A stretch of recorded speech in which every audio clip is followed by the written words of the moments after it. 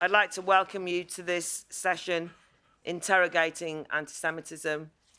I'm Claire Fox, I'm the director of the Academy of Ideas. This is a very important topic.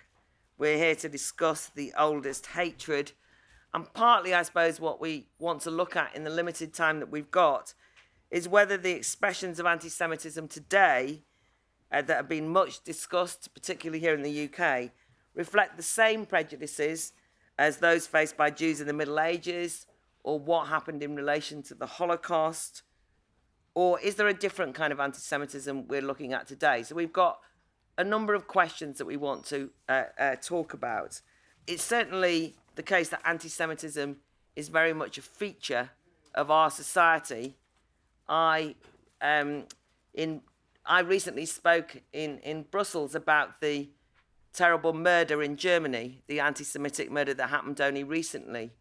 But, you know, as you kind of document these things, you know, you see the tombstones in the only functioning Jewish cemetery in Bordeaux in France smashed to pieces. The Commissioner for Anti-Semitism in Germany warning the Jewish community and the Jewish population. He says, "I cannot advise Jews to wear the kippah everywhere all the time in Germany." Anybody who's on a British university will know this issue is a tense one, particularly for Jewish students. And I hardly need remind people that here in the UK, the Equality and Human Rights Commission has launched a formal investigation into allegations of anti-Semitism in the Labour Party. And now that we are having an election, it's a big issue. Now, some people say that this is overstated. How can you compare these things with the Holocaust? There's all sorts of issues about what is and what isn't anti-Semitism. It's not a straightforward topic. And I have to say that this session was inspired very much by this book, Deborah Lipstadt's Anti-Semitism Here and Now. This book is incredibly important, must read, I have to say. What I thought was funny was every time I was reading it, I'd read a section and I'd think, but she's forgotten about this, this particular challenge. And then I'd turn over and they say, you think I've forgotten this challenge, but I haven't. Anyway, so practically everything I've ever thought about wanting to ask about anti-Semitism was answered in this book. So I highly recommend it. And it's by Deborah Lipstadt. And we are absolutely honoured, therefore, that you're with us as you've inspired the session. Deborah Lipstadt is the Dorrit Professor of Holocaust Studies at Emory University, come all the way from the US, although via Israel, to be with us. She's also the author of History on Trial, My Day in Court with a Holocaust Denier, that was then re-released as Denial, which then became a big film, a David Hare film with Rachel Weisz and Tom Wilkinson. But obviously, it's not that it's kind of like she wrote a book and there was a film. This was based on real life, because as people will know, Deborah actually was sued for libel in 1996 by David Irving for calling him a Holocaust denier, which he denied. She won. He is indeed a Holocaust denier. We're also joined by Frank Furedi, who's a regular contributor to the festival, the Battle of Ideas. He's a sociologist and social commentator, author of many books, including How Fear Works, Culture of Fear in the 21st Century, and Populism and the European Culture Wars, and is probably one of the most influential writers on the rise of anti-Semitism in the UK at the moment, and looking at that and discussing it interestingly. And so we thought getting them to both talk to each other would be helpful. So just one thing to explain before I start, and I'm just going to ask questions. In terms of the format, they're not doing speeches. I'm going to ask a number of questions. It's their views that we're interested in. We'll do that for half of the time, and then I'll come out to you and you can make contributions or ask questions in the typical Battle of Ideas fashion. We'll take 4 or 5 and so on. But one of the things that Deborah does in the book is it's based on a series of letters to her. One of the people who writes the letters is Abigail, a whip-smart Jewish student who in a way confronts a lot of these dilemmas all the time as a student, as somebody who's studying, she comes across a lot of the issues where she says, is this anti-Semitism? Is it not? Am I being too sensitive? Am I not being sensitive enough? Was I a coward not to intervene, and so on? And also letters from Joe, who's a non-Jewish colleague who teaches at the university's law school, very committed anti-racist and committed to social justice, but also is exploring the different ways that this plays out in terms of politics, campus politics, and so on. So the kind of questions I'm just going to ask are just a few, because as I say, they're all there, that get asked in this book. So I actually wanted to ask you about how we describe or characterize anti-Semitism, whether it's coming from the left or the right. Because obviously, because of Nazi Germany, and when you think of anti-Semitic far-right groups, far-right groups, you think anti-Semitic. And yet here we are in the UK with the Labour Party, and there's something going on. So is anti-Semitism left or right, or is it even useful to discuss it that way? I think that it's both. It's left and it's right. On the left, you have examples such as the Labour Party. In my country, you have other examples, Representative Ilhan Omar, Tlaib, and many others on the left. You see it on the campus. But you also have it on the right. And I think to ignore that is to wear a blinder. Certainly all the violent attacks, Pittsburgh, 11 people dead just a year ago, Poway, San Diego, Hala on Yom Kippur that you mentioned in your introduction, all those, and many others that were aborted, that were stopped. Not just attacks on Jews, the attack in El Paso at the Walmart a few months ago, that's all coming from the right. So what my point is, and Claire, as you know, I argue this in the book, that to get into what I call a food fight, which is worse, it's first of all is to expend your energies, I think, on a useless task. And what I often see happening in the Jewish community, but outside the Jewish community as well, is people on the right are very adept at seeing anti-Semitism on the left, where it is, seeing it correctly and describing it correctly. And people on the left, who never saw anti-Semitism before, see it very clearly on the right. And I call that weaponizing anti-Semitism. The point is, if you only see it on the other side of the political transom from where you reside, then you're using it as a political weapon, even if you don't think you are. It's on both sides. It presents differently.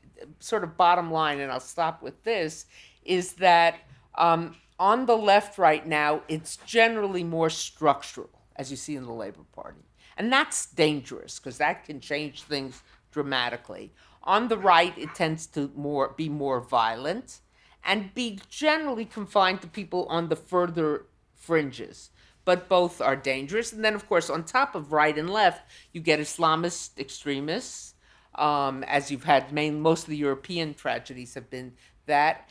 And to a certain degree, and I want to be very careful here because I don't want to engage in the same wrong that I'm writing about and attacking in terms of a prejudicial sentiment, but you also find it in segments of mainstream Muslim communities, people who would never do anything violent, never plan on doing it, never intend to do it, but where it's just ingrained, the hostility towards Jews. I think it depends where you're sitting when this debate happens. I mean, I was recently involved in a debate that largely was made up of right-thinking left people, and there was a condemnation of the Yom Kippur murder. But of course we've got to condemn the rise of right-wing anti-Semitism in Europe. Mm-hmm.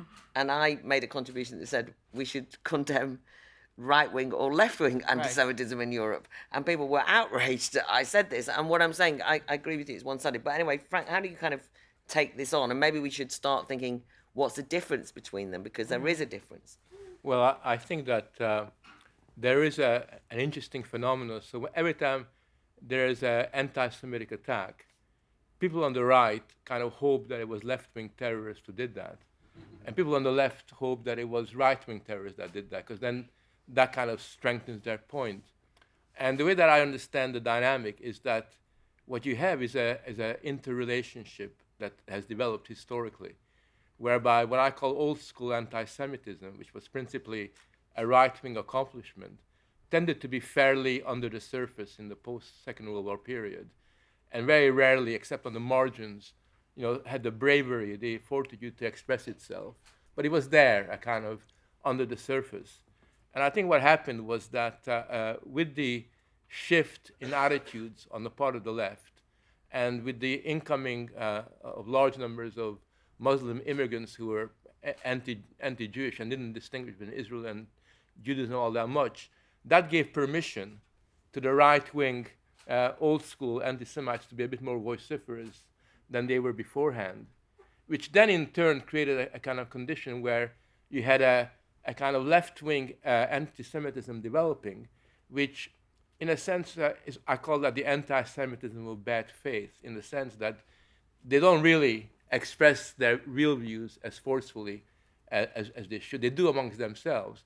But basically, the left-wing anti-Semitism is one that, on the one hand, says we're not like these people, like these Nazis, with wearing brown shirts and everything else. We're way above them. We occupy the moral high ground. But at the same time, there's something really weird about Jews. They are a little bit cliquey. They are, they're on the media. To give you an example, at my university, we had a situation where in one of the sociology seminars, people started making anti-Semitic comments about how the Jews run the media. They controlled all the newspapers. And all the lecturers that were there just couldn't handle it. They basically kept quiet about it, and they came to me afterwards, and they said, look, what do we do? I said, why were you such a schmuck? Why didn't you, sort of argue with them or whatever? And what they basically said, well, we couldn't do it because there's a lot of other people on campus who are a bit wary of this whole situation and who maybe share those kinds of views. And they're people who are on the academic left, you might call them. So I think you've got to see that as being a dynamic relationship. And I, for one, at the moment, I'm much more concerned about what Deborah calls the structured anti-Semitism than about what's happening in the margins, for a very simple reason, that the structured anti-Semitism has got far greater cultural validation and affirmation, has got greater cultural authority than these bunch of fairly marginal, except those fairly marginal people kill. I've been in Pittsburgh twice the past year. So they kill people and they do violent things.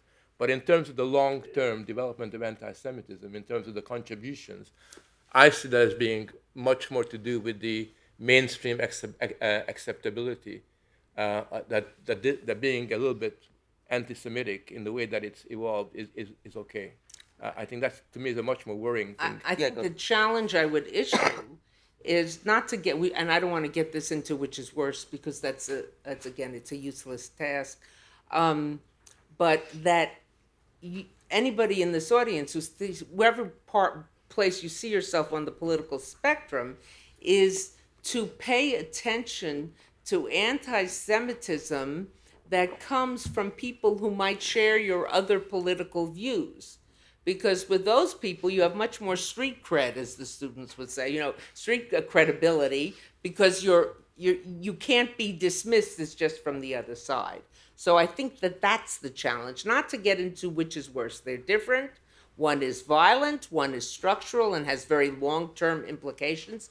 But if you want to address it, then you do it from the side you're on. But I want to add another thing here, that because we can get too much right and left, that the truth of the matter is that the anti-Semitism, whether it's coming from the right or the left, is the same. It's the same stereotypes, it's the same memes, it's the same charges, and usually it's 3 or 4 things, 3 basic things. Something to do with money, something to do with intellect, but not intellect as we call it smarts, but cunning. Intellect used in a malicious kind of way, and power, punching above your weight in power. The Jews control the media. No one would ever say the white Anglo-Saxon Protestants control, all the major law firms or whatever it might be, or the white shoe law firms as they're called in the States. But it becomes the Jews, and so it goes from the individual to the group. And so if you look for, irrespective of whether it's coming from the right or the left, you hear the same things. Money, power, intellect used nefariously. But then there are differences too. For those on the far right, the killer in Pittsburgh and the killer in San Diego were both saying the same thing as what in the Pittsburgh one as he was shooting, and the killer in the so-called manifesto. And even though I don't like manifestos in general, his gibberish that doesn't deserve to be, didn't have a coherent intellectual idea. The gibberish he left afterwards.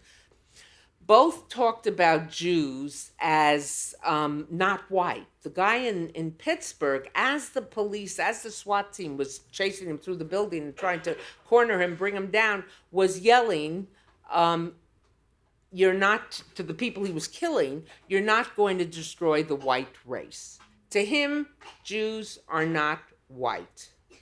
They are mud people, but they are not white.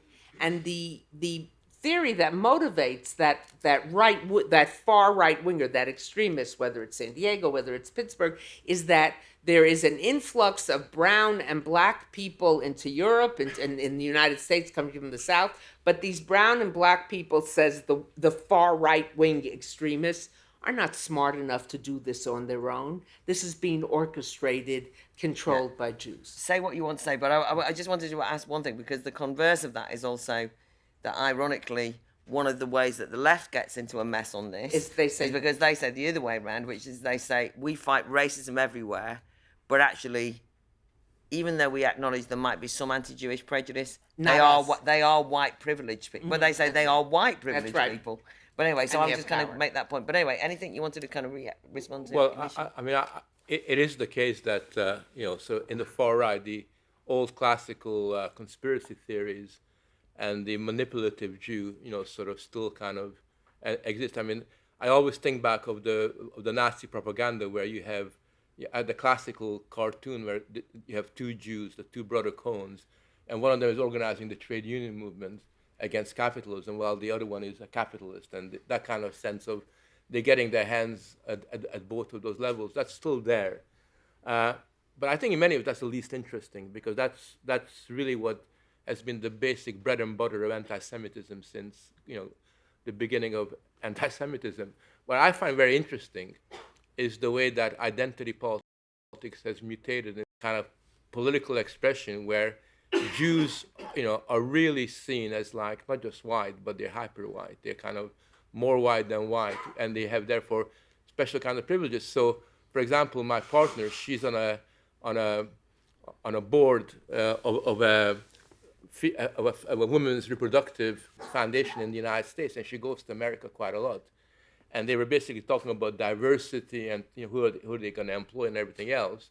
And she just happened to mention innocently, well, how come that nobody mentions Jews in relation to any of this stuff? And says, well, that's because Jews are white. They're not minorities. They're not particularly oppressed. They're whatever.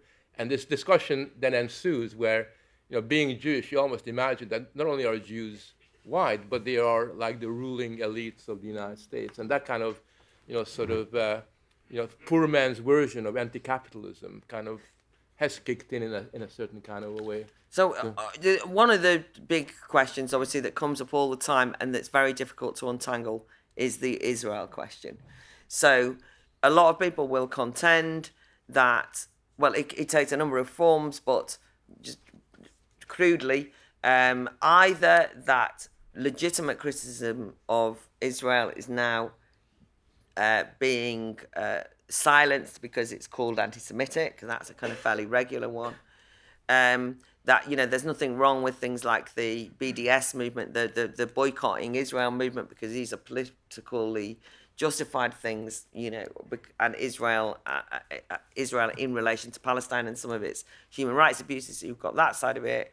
But you've also got a kind of sort of tension there, which is that there is an obsession with Israel as a country. Anyway, but anyway, how do you know? I mean, this is particularly an issue on the left, but it's also the case that I have experienced, even though I am the person who argues that, so much criticism of Israel it moves into anti-Semitism. I've also been accused of anti-Semitism for criticising Israel. So I'm more than aware of the fact that it can be used to shut you down as well.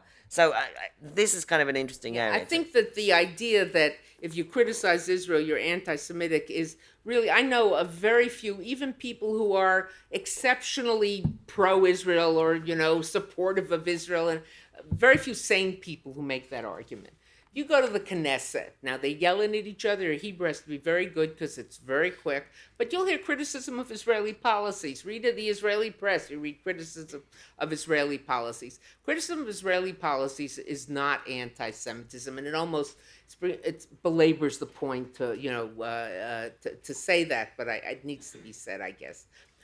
My question comes up is when there is a unidimensional focus on Israel. And that doesn't mean that in order to be able to criticize problems in Israel, you have to criticize problems in every other human rights problem in the world. I mean, we all pick our issues. But when there is this myopia of only focus on Israel, and this is the only human rights problem, and this is the only human rights problem that makes it worthy to say that the so-called abuser state should be dismantled. And when that myopia says all the wrongs are on one side, and the other side is just a passive purveyor of good and simply a victim and has no role in it, I think there are problems on both sides. You got to ask why the myopia. I was recently someplace, the person didn't know who I was, but they was talking about BDS, and the person said to me, well, Israel was founded in sin, and therefore doesn't have a right to exist. So I naively said, oh, and what do you mean by that? And he says, well, because they kicked the Palestinian Arabs out. I said, well, historically, that's not exactly correct. There were places where Palestinians, villages and towns, where certain groups of Jewish fighters did push the Palestinians out. But there were also many Palestinian Arabs who left then Palestine as the war began, the 48 war began, because the Arab radio coming from Jordan, coming from Egypt said, leave, and you'll leave and you'll come back in 2 weeks and you'll get the Jews' homes and orchards and businesses, just get out of the way so we can demolish them. And he said, but still, they kicked out some, so there's a founding sin. So I said, well, let's think about other countries which have sins in their founding history. And let's start, this was in New York, in the States. So I said, let's start with the United States of America and slavery and our treatment of the Native Americans. So let's talk about Australia and the treatment of the Aborigines. Let's talk about New Zealand, the treatment of Maoris. In other words, I'm not saying let's talk about China, Myanmar, but this country and its colonial empires. And I'm not saying that because there are wrongs in all these places that makes it right. I'm not saying that at all. But I'm saying, again, this myopic kind of focus, you just have to ask why the myopia, why the singular focus, and that brings me back to wondering whether it's anti-Semitism. Well, I think things have changed. I always remember in the late 60s when I came of age politically and intellectually, that I would have a lot of Arab friends from Iraq, Syria, Lebanon, and we would talk about Israel. And the way we would talk about Israel would be pretty much in the same terms that we would talk about other countries in the Middle East. It had its problems, its good bits, its bad bits. And there was a kind of, on the one hand, a critical edge to our discussions because, Israelis are by no means angels. They're like human beings like anywhere else. And so there was a kind of understanding that Israel had a legitimate role within the world. And what would happen occasionally is that people's dislike of Zionism, which I think you're entitled to dislike Zionism, would occasionally sort of move into a slightly anti-Semitic direction, or it might seem to be anti-Semitic. But I always gave them a free pass, because I knew that by and large they were interested in, they had a genuine, struggle with making sense of what Israel was all about. So insofar as the question of anti-Semitism emerged, it came as a secondary factor. I think what has changed is that today what I find when I debate and I discuss with people is that the logical relationship has altered. So many people dislike Israel not because they love Palestinians or they have very strong views about the Middle East. They dislike Israel because they don't like Jews. And that's the difference. So it's the anti-Semitism, that kind of precedes and leads to this kind of worldview where Israel is the only country in the world that is a kind of a class of its own. It commits horrible things that no other country commits. And I think that kind of exaggerated rhetoric and the cultural dynamic around it is inspired by anti-Semitism and even the BDS movement.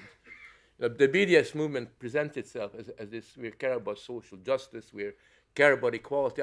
When you actually scratch the surface and you talk to some of these BDS guys, they really don't like Jews. So for example, when I wrote an article on BDS, I got 4 emails from members of BDS, and these are left-wing activists who are in BDS to say, look, Frank, I disagree with you about a whole lot of things, but the one thing that where I share your worries is very often when we have our BDS meetings, the criticism of Israel almost imperceptibly turns into anti-Semitic hysteria within the meetings themselves. And I feel very uncomfortable when people no longer talk about Israel, just talk about Jews as being the problem. And I think that kind of sensibility is a relatively new development and has changed the terms of the way we discuss this. I agree with you 100%, and I think there's another element to add to it. I was just listening today to, Ethical May, some BBC show where someone on it was saying, well, I don't believe in states that are based on religion, therefore I'm against Israel because it's based on Judaism. Now, the person was not against the Church of England or I think it's 22 different countries, which are Muslim countries. Those were okay. Or 18 European ones. Right. So it's just, again, then you have to ask, if the only example he can give, the only focus, and is just, then you have to ask, where's this myopia? What is happening here? There's something out of whack. That's. Yeah, I mean, one of the things, a sensitive subject, and actually I know that you kind of try and deal with this as well in terms of sensitive, is the issue of the way that many anti-racist and social justice warriors, as it were, here, deal with issues around Islam. And of course, this is difficult because we know that some people are discriminated against, beaten up, and treated like dirt because they're Muslims, right? Or murdered in a mosque in Christchurch. Or what have you. Yeah, so it's not to be glib about this or to kind of... But there is this very peculiar thing. It's the exceptionalism that's afforded to Israel as kind of like treated like the pariah state, even though actually there's lots of countries that are based on religion, like you said, but they can't see it. But suddenly there's a different thing, which is when I wrote about this once, but when I was in a sixth form in a school, and some of the young people there were argued that the Twin Towers disaster, was a conspiracy, a Jewish. They said, they were 16, 17. They said it's a Jewish conspiracy. They were young Asian kids, right? They said it's a Jewish conspiracy. And anyway, and I had an argument, and because I said, no, it's not, and that's anti-Semitic. Anyway, this all caused a bit of a kerfuffle. And this kind of went on. And when I talked to the teachers, they said, oh, it's very brave of you to say that. And I know it wasn't that brave, was it? Because they were talking rubbish on their sixth form, and they're sixth formers. But in a way, it was, because guess what? They then started to accuse me of Islamophobia because I didn't, and so I got into trouble because I wouldn't accept that their version of the truth. They also went on to say that the Charlie Hebdo massacre was justified because, well, what can you expect? We don't like violence, but what can you say? These are children, right? So I'm, kids, they shouldn't be let off the hook, by the way, and I didn't. The reason I'm mentioning that is because you can be accused of racism in this country at the drop of a hat over anything, saying one word wrong. When I tell that story to people, they'll say, well, Claire, you've got, you've got to be very careful about, Islamophobia. And I'm saying the story is about anti-Semitism. It's not about Islamophobia. But they can see that and can't see that. The bigotry of low expectations. But we've seen that on the left here, though, haven't we? We've seen that. And that was what I was going to say. That's a big thing here is the left have turned a blind eye to explicit anti-Semitism on demonstrations, for example, anti-war demonstrations by young Muslims, and they don't say anything. So any comments? Can I just say one thing which, bothers me more than a genuine, sort of enthusiastic anti-Semite, and that's a person who accommodates to it. So, for example, in the teaching profession in Britain, you get all these stories, because they're all meant to be teaching the Holocaust. I've never been a big fan of Holocaust teaching. I think it's often done in a bad way, sort of. Not all of it. I mean, it's got to be done in a right kind of context, exactly. Not the way it's often done. But in many schools, they've stopped teaching the Holocaust. And the reason why they stopped teaching the Holocaust is because they said there's a lot of Muslim kids in the class, and it would offend them, sort of. And they don't ask the question, well, why would the teaching of the Holocaust offend anybody? I mean, what is it about the Holocaust that other people would find offensive? And then when you talk to them a little bit more, you realize that what they're doing is, and they're not even aware of it sometimes, is they're basically accommodating to the growth of this sensibility. So rather than checking it or containing it in a way that a teacher should, they basically become part of the problem. And I think that kind of accommodation to anti-Semitism, I worry about much more, because these are often people who, in their hearts of hearts, know that they're doing the wrong thing. They know that they shouldn't be doing it, but nevertheless, they're kind of playing that kind of role. And we know from history that one morning you accommodate, the next morning you become a bit more active, right. and become part of the problem. No, I think that's exactly true. To go back to the Twin Towers, it's a very interesting bit of a tangent, but I think it deserves to be just stated, because it shows you the absurdity of the whole thing. The accusation that the Jews, the story went out within, it started, I think, in Al-Haram in a Syrian newspaper. I believe it was a Syrian newspaper, not Al-Haram. That 3,000 Jews were told to stay home from the Twin Towers on the morning of the Twin Towers, and therefore weren't there. Now that started because on the day of the Twin Towers, lots of foreign consulates in New York said they were looking for their own nationals who might be near the Twin Towers, just to keep track of their citizens. And the Israeli consulate in New York said, we know there are 3,000 Israelis here on tourists or visas, and we're trying to track them. So that was said, 3 Israelis became Jews. And then the story was told, and it was not just fringe. This becomes a book on this topic, making this argument, was a bestseller in France. That 3,000 Jews were called the night before and told to stay home. Now, first of all, that means, think about it, that the people making that accusation says there is some directory, and somebody has some directory based on, and a reverse directory, not just where you live, but where you work, so that they know exactly. There's a Jewish, the Elders of Zion, and sitting in some place in New York, have a directory where call every Jew who works in the Twin Towers, or call every Jew who lives in Brooklyn to whatever, stay out of this. So they know where you work, and they call them the night before. Now, the thing that really makes it absurd is I can't imagine 3,000 Jews knowing something and not telling, 200,000 others. I'm not supposed to tell you, but let me tell you, It's absurd. It makes no sense. But this is a story that has gained traction. So much so, here's the really sad part. It gained so much traction that somebody did an analysis of the people, the funerals and memorial services, because in certain cases there weren't bodies that were recovered to be buried, of people in New York, and using the names, or if there was a rabbi officiating, or maybe a rabbi and a priest officiating, or the family members it's hard to tell with names, but they allowed for that. They came up with that the number of Jewish victims in the Twin Towers is exactly proportional to the number of Jews living in the major New York metropolitan area. But think about it. Someone sat down to do this work to try to answer this absurd accusation. Yes, this absurd accusation has traction. So anti-Semitism is stupid.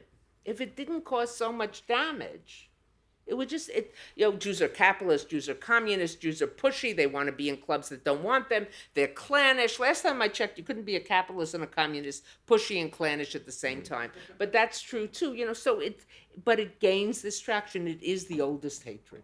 The final thing before I go out to the audience is actually on peculiar ways that anti-Semitism arises, particularly in relation to, or anti-Semitism also some difficulties, particularly in relation to rewriting history. And I wanted to kind of think about that particularly in relation to Eastern Europe, as it happens, because it's kind of a bit of a feature, and it's something that I think you might disagree on, so I thought I'd raise it. So because there's, on the one hand, there's a kind of there's an argument that in Eastern Europe a lot of the right-wing populist parties are anti-Semitic, but at the very least there is an argument that in the attempts at rewriting history, particularly in Poland and particularly in Hungary, there's an attempt at downplaying the role historically of the regimes at the time, or people at the time, in pogroms and anti-Semitic atrocities and in the Holocaust, effectively. And there certainly is a lot of rewriting history going on. But it's also the case, conversely, just on the rewriting history issue, that I was involved in another debate in Europe, actually in Brussels, in which they were doing a big commemoration of we needed to have days of commemoration every year for the Second World War. Very important that we did that. We couldn't forget. And there was pages and pages and pages of emotion, and somebody had to point out that they'd forgotten to mention the Jewish Holocaust. And the reason they'd forgotten to mention the Jews was because they were so inclusively trying to mention everyone else. You know, everyone had a genocide and a Holocaust. So it was never forget. Let's remember the LGBTQ community, were also, the Roma and so on and so forth. There was a long list, and we're going to have memories everywhere. But actually, it ended up that the Jewish Holocaust was a minor footnote in this and barely got mentioned. Wasn't there an UCU, resolution recently which talked about January 27th as a day of commemoration of Roma and Sinti, others than Gypsies, LGBTQ, non-Jewish Poles, and Jews weren't on the list. Non-Jews weren't. I mean, they made it a point. Remember the non-Jews, but the Jews weren't. Yeah. Well, Jewish pets were all right. Yeah. So I'm raising that because history and the whole kind of Eastern Europe and commemoration stuff, I think is just interesting. Any reflections? Yeah. You might disagree with Deborah on the Hungary question. On that one. All right. And because you would say that's demonizing the Hungarians, and you would say stop being defensive. They deserve it. Yeah. Well. Yeah. I mean, the way that I look at it is that obviously, you have to remember that the East Europeans have been told to kind of come to terms with their past.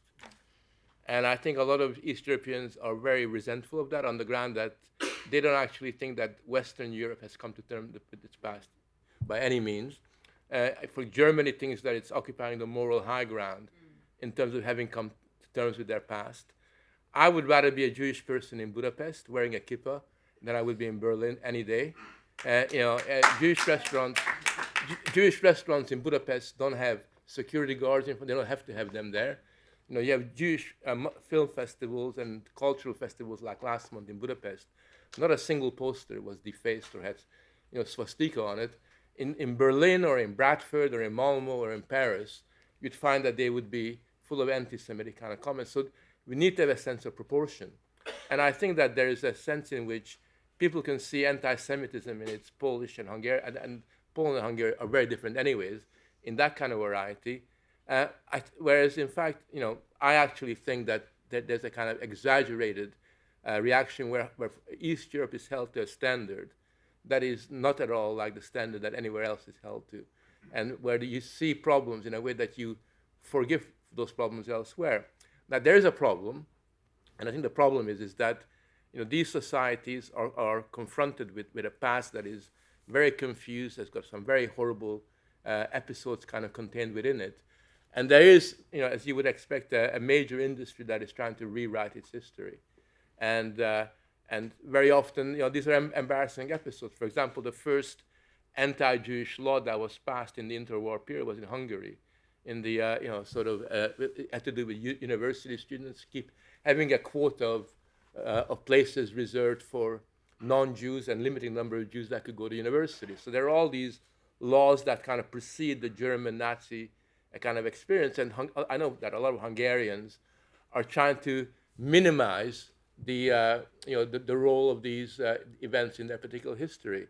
And they're trying to sort of look at the past from the best possible light, and I think that's got problems contained with it. I don't think it's qualitatively different than what's going on everywhere else in Europe in terms of the rewriting of history. And if you're going to criticize Hungary, then we should hold them to the same account as anywhere else. I also think, and this is why I think Deborah will totally disagree with me on this, Getting ready, is the Soros thing. I think that Soros is disliked in Hungary, not because he's Jewish. I think the only unobjectionable thing about George Soros is that he's Jewish. I think everything else about him, his interventionist, sort of kind of attitude, this imperialist attitude of telling Hungary the values that it should live by, which has, and financing institutions to put a counterpoint and not taking responsibility for that. You can agree or disagree, but a lot of Hungarians resent it, and they kind of experience that as a kind of semi-colonial intrusion on their society. And I think that the propaganda against Soros, may well have all kinds of malevolent intentions. He may have been used because he was an easy target to get at the election campaigns, but I think that Soros really kind of asked for that. And just because he had pictures all over Hungary did not mean that people, oh yeah, this is a Jewish person, therefore I should be anti-Semitic. There we really are going to disagree. Yeah. I think there was other factors in there. I think that, first of all, there's a lot to criticize about Germany. I'm the last one to come to the defense of Germany in this sense, and it took Germany a long time to really come to terms. And Adenauer's government was riddled with Nazis. I wrote a book about the Eichmann trial. The German embassy in Argentina had the same people in office working there in Weimar in the Nazi period and the Adenauer period, etc. But first of all, the rewriting of history, and in both Hungary and Poland, you have something that you don't have in Germany.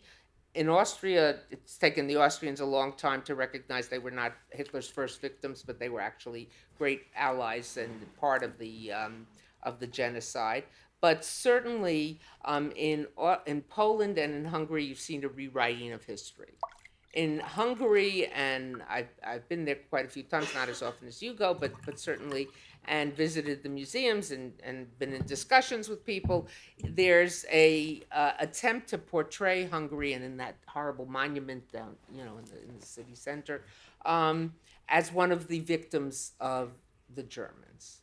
Now, when Adolf Eichmann arrived in Hungary, in Budapest, about the third week in March of 1944, he arrived with fewer than 300 SS men and SS officers.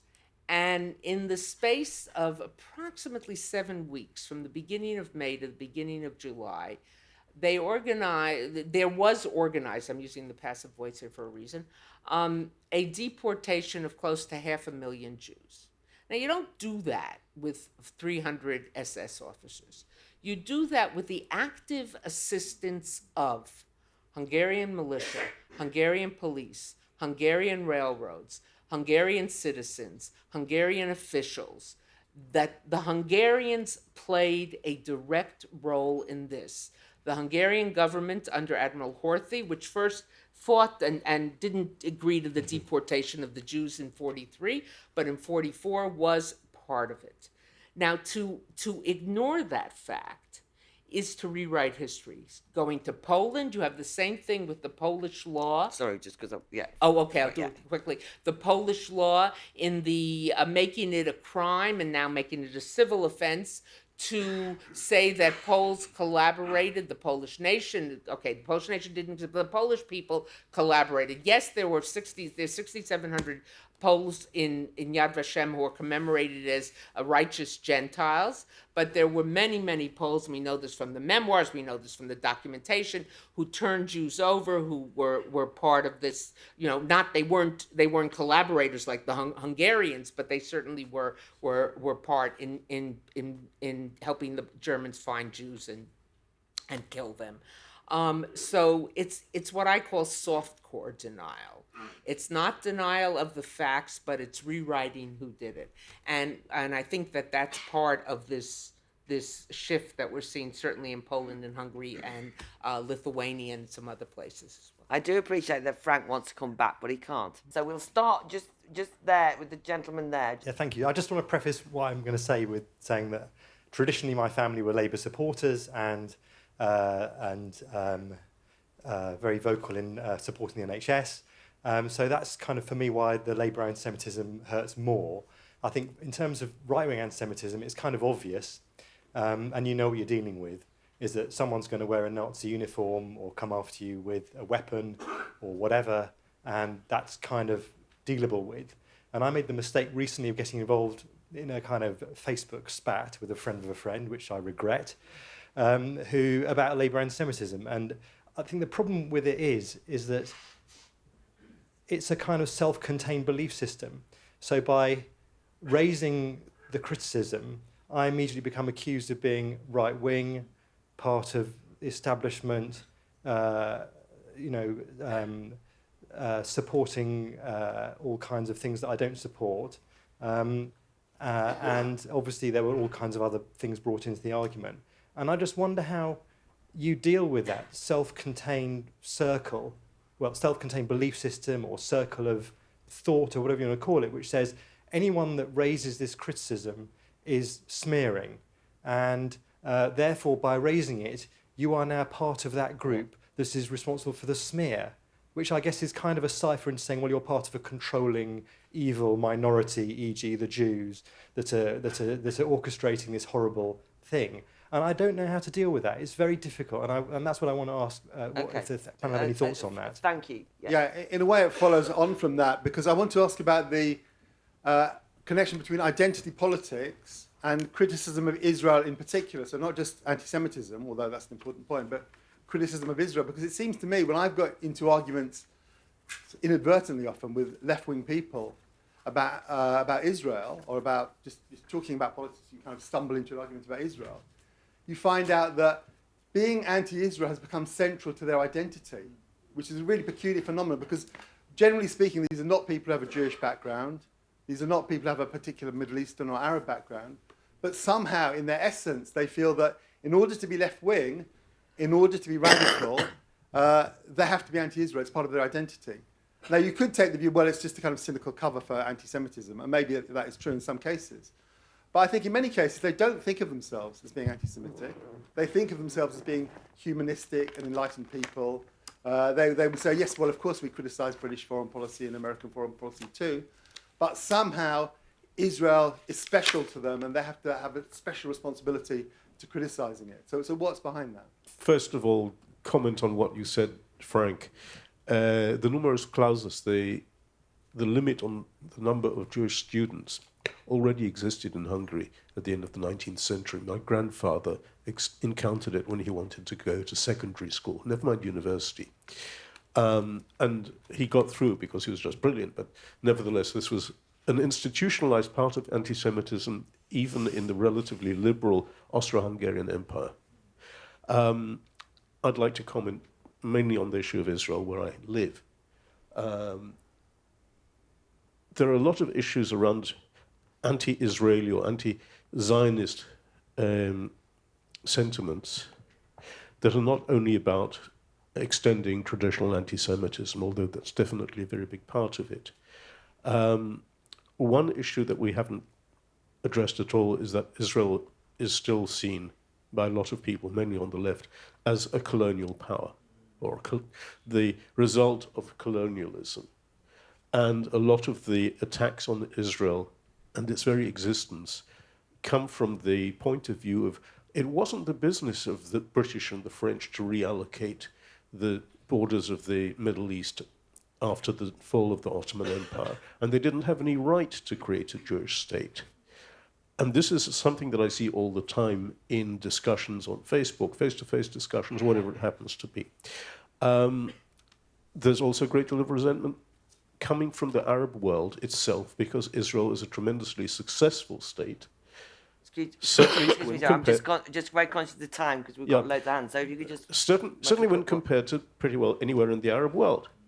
And so basically there's lots of jealousy coming from Arab leaders. By the way, they also use hatred of Israel as a way of diverting attention from their own problems. And I think that we need to look at the anti-Zionism issue as being a little bit different from traditional anti-Semitism. Thank you. Agnieszka Koek, Passion for Freedom Festival. I have few comments and agreements or disagreements. I'm Polish, and I'm aware that the law, there might be malicious intentions, but also awkwardness, because they are fighting their own war with the German propaganda, calling the Polish concentration camps, where it wasn't the Poles establishing. Can I just continue? Yes, that's one of the things as well. I've been learning Hebrew for the last 3 years. I started learning after I survived the terror attack in Copenhagen. And I'm learning from Israelis how to deal with terror and how to deal with the situation they are in, that this existence with this level of threat and complexity and how they're being portrayed on the outside, it's exhausting. It's exhausting to live this kind of existence. I agree on the fact that we have to call out anti-Semitism on left and right. This is really good point. And all of us, this is a job of each one of us as individual human being, because we encounter these situations here and there where we choose or don't choose to open our mouth and say what is right. And also I wanted to say that we shouldn't be so naive that the left is so clean of anti-Semitism, because in Poland, the Jews were expelled by the communists in 1968. Thank you. Deborah, you mentioned that somebody had said to you that Israel was born in sin. Now, sin, of course, is a theological, religious concept, and it reminded me of a meeting I went to in London about race in the American criminal justice system that then seamlessly turned into a boycott Israel meeting, in which everybody was cheering from the river to the sea, which felt like a crusade. And I use the word. So there did seem to be a heavily sort of Christian theological component to the sort of left anti-Semitism. And yet, of course, in America, there does seem to have been the Christian right is so passionately Zionist. And I wonder whether you could talk a bit about how you see Christianity, the sort of contingency of the way Christianity is sort of being spoken of and emerged in these discourses, and whether that's part of why it becomes seen as a domestic political issue in America, not a foreign issue. A quick question. Just wanted to change the direction slightly to ask, to what extent should modern liberal societies tolerate genital mutilation of children, be they Muslim girls or Jewish boys? If I'm speaking, I've never voted for the Labour Party, but if I'm speaking to somebody in the election campaign and they're saying, I'm going to vote for the Labour Party, I know this anti-Semitism thing is a bit of a problem, but not that big a problem. I'm interested in their nationalisation of the railways, blah, blah, blah, blah, blah.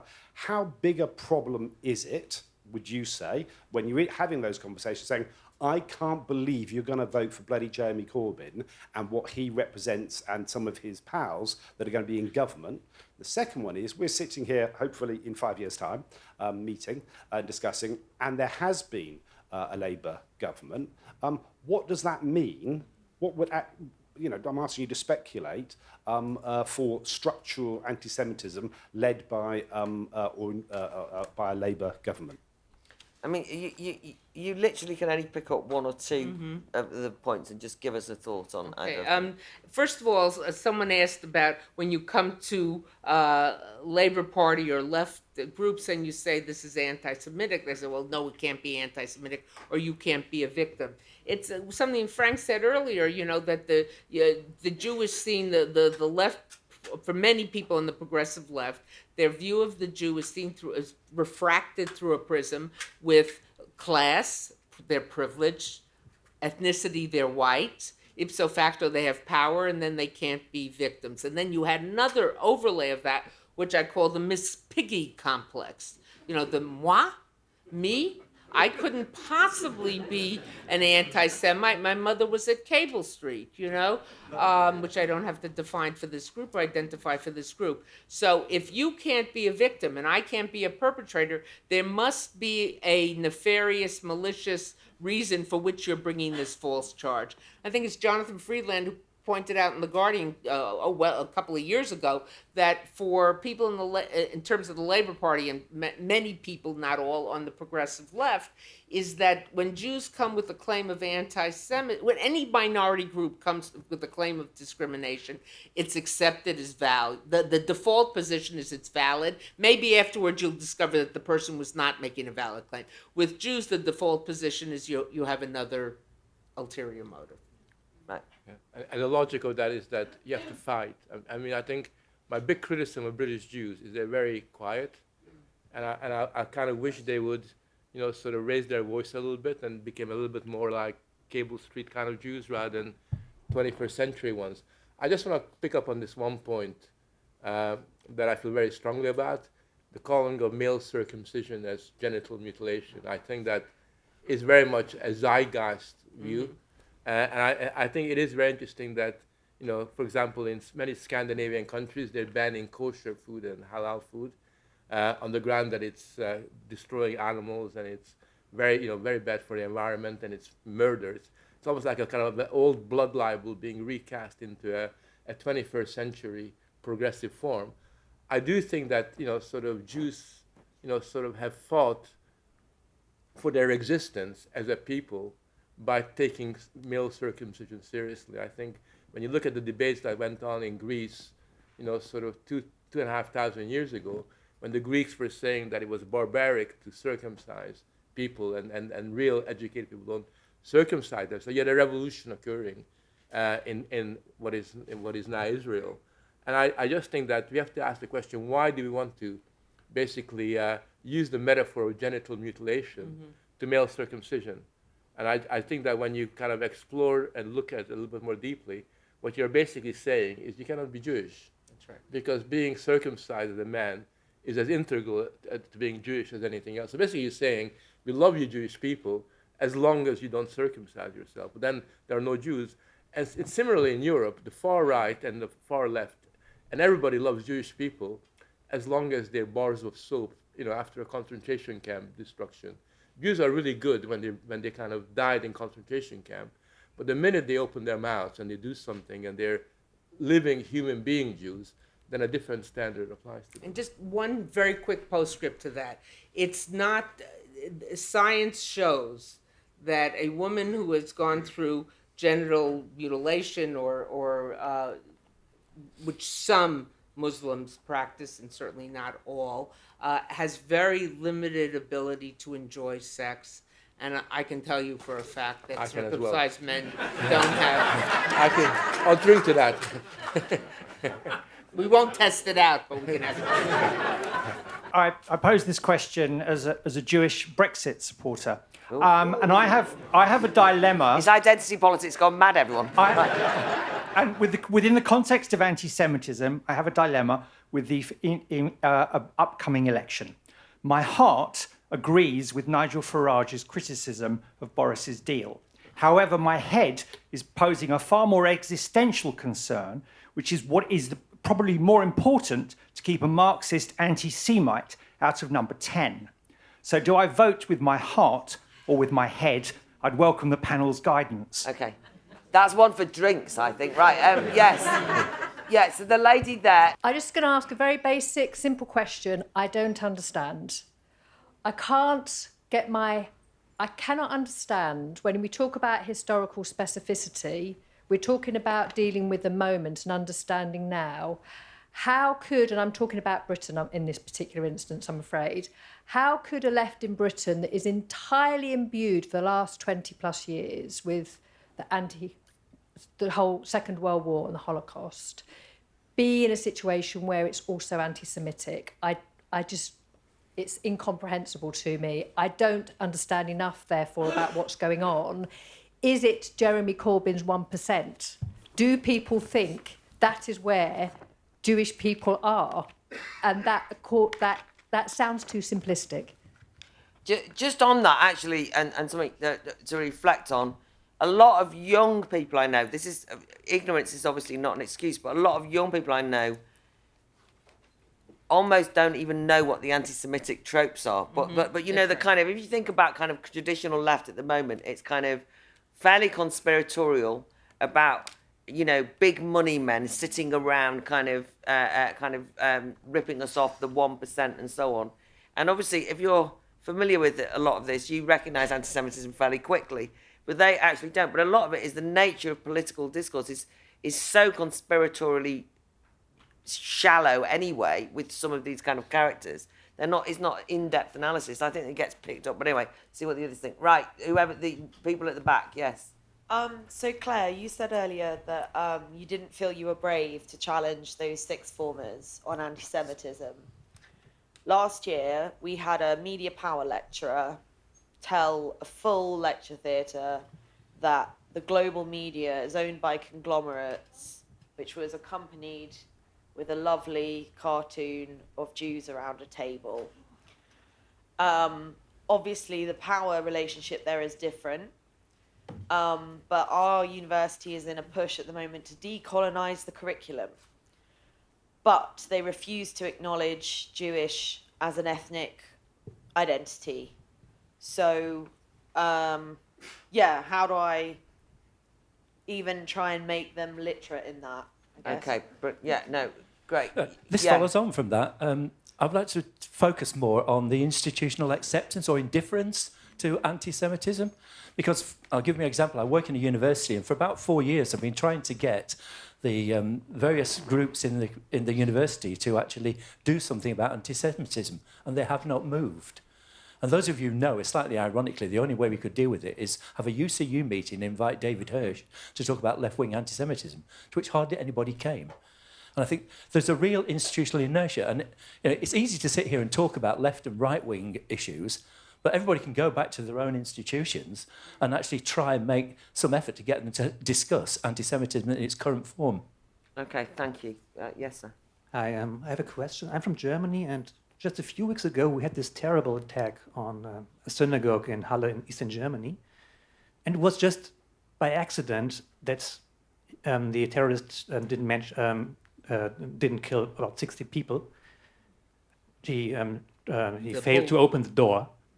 And then they found out that he was part of the gaming scene in Eastern Germany.